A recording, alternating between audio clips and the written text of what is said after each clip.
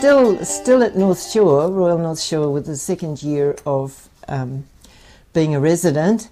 It was quite a responsible position because I now had this junior underneath me, and I remember, well, even going back further, I remember we had to watch, as a training, we had to watch about 12 baby deliveries in obstetrics.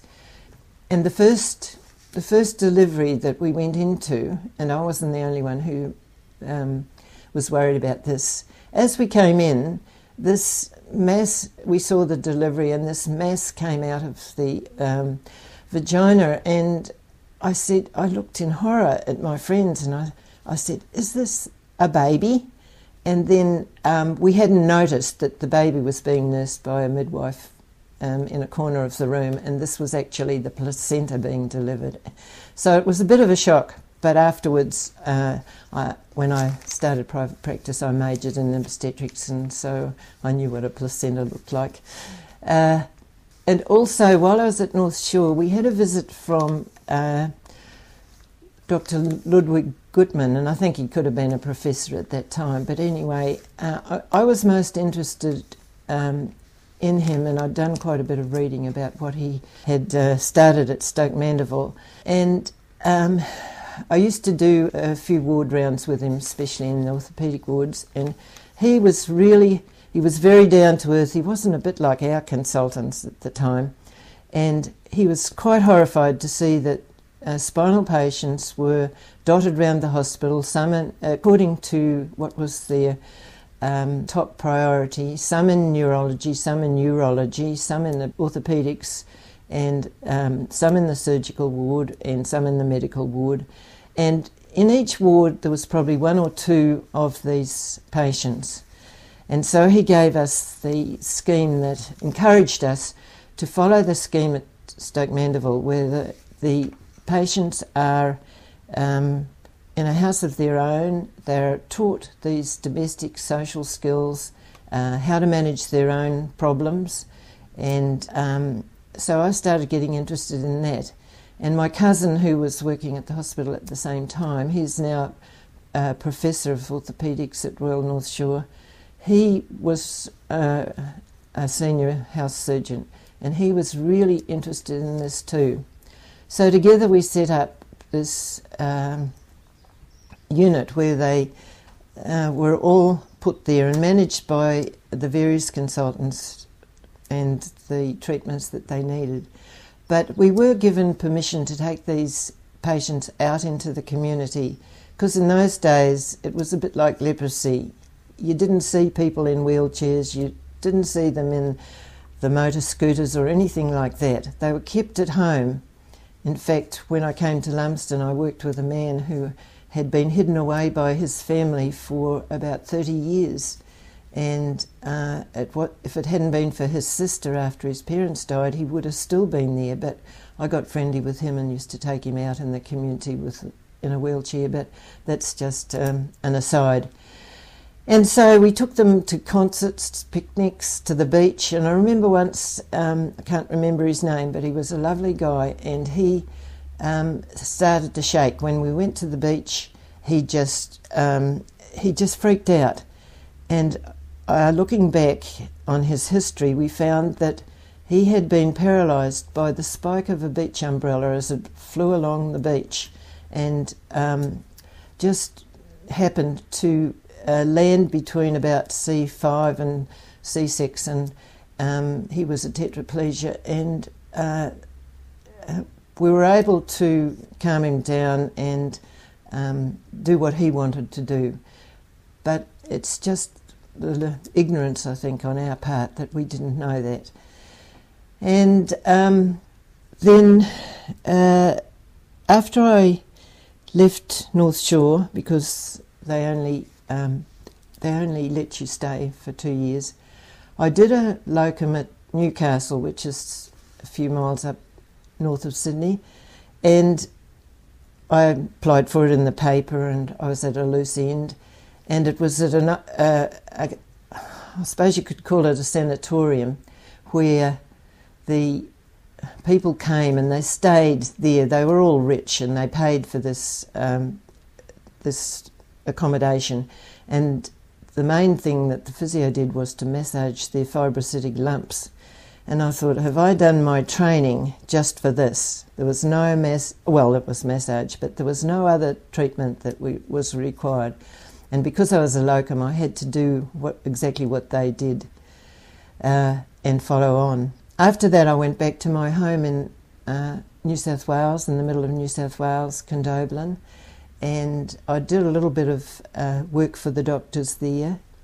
In my day, in the old days, and until I retired, I always had a reference from a referral from the doctor. We didn't work on our own at all. In fact, we could have been struck off in Australia if we had taken patients without a referral from the doctor.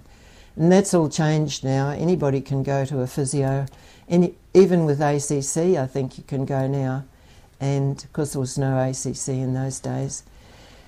But I just think it was a protection. Even in New Zealand when I was in private practice and that was lifted, I still insisted on a referral from the doctor.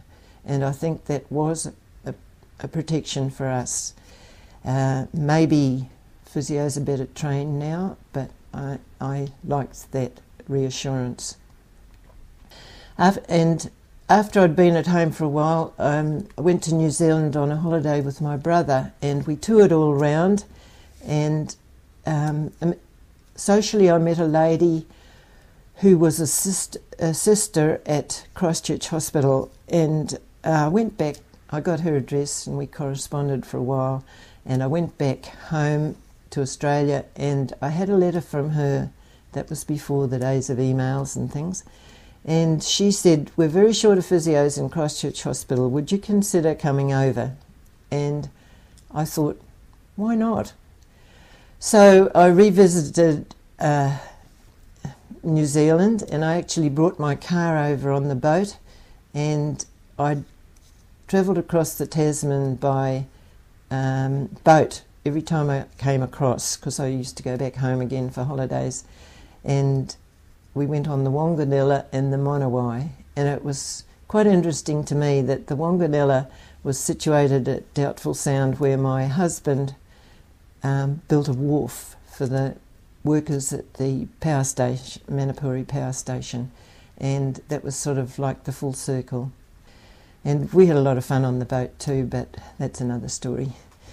Then at Christchurch Hospital, there was the person in charge was Joan Durbidge, and I always got on well with the people in charge. I suppose I liked authority, and she asked me what my training was, and ultrasonic had been part of our course, but it hadn't yet come as part of the course to New Zealand, and it meant that you would have to do a year's training in Auckland and to get your postgraduate course in ultrasonic. And as Joan Durbidge said, I could teach you in half an hour. So she let me do that, treat people with ultrasonic. But I heard from a recent physio they don't use it very much now anyway, so there we are. I hadn't been trained in spinal manipulation, and to my regret, because I think I would have been able to help a lot more people. I have been to postgraduate courses, but not enough to be comfortable with doing that.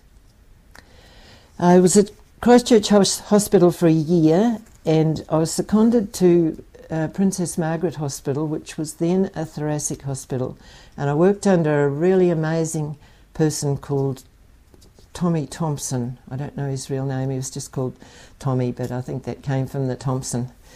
And he had written a lot of books on thoracic surgery and respiratory disease, and I really enjoyed the thoracic part of it, having had an experience at the sanatorium in Sydney. And there again, I noticed that the spinal patients were dotted through the wards, and so they asked me to write a paper for the journal on our experiences at Royal North Shore, and us. I don't know if that was a catalyst to Burwood Hospital, but sometime afterwards they set up Burwood for specifically that reason. And I think I now work with a boy who is paraplegic, and he goes to Burwood occasionally for reassessment. And so, again, that's the turn of the full circle. And I won't say I'm proud of it, but I just think that we can all share our experiences that are for the greater good of the patients. And another thing that we worked with a lot in those days was polio. And we saw some tragic cases, people completely paralysed. When I went to, after I'd been to Christchurch Hospital, I went with this sister on the for a trip on the Milford Track, and there I met my husband, who was actually working on the Milford Track, and his parents lived in Invercargill, and so I went and stayed with them and worked at Southland Hospital for a while. And there was a girl there who'd been in what they called an iron lung for I don't know how long it was, 10 years or something, but she eventually did die, and they had a massive funeral for her because she was part of the system and part of the hospital, and she had a great attitude.